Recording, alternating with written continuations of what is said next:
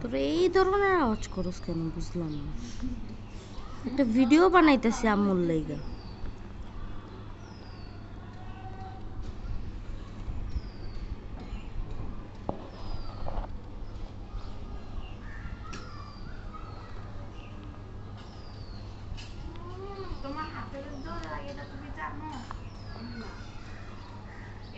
এটাও জানে, ভালো কইরা জানে। শ্রাবণের মতো গাবুরের গায়ে লাগে।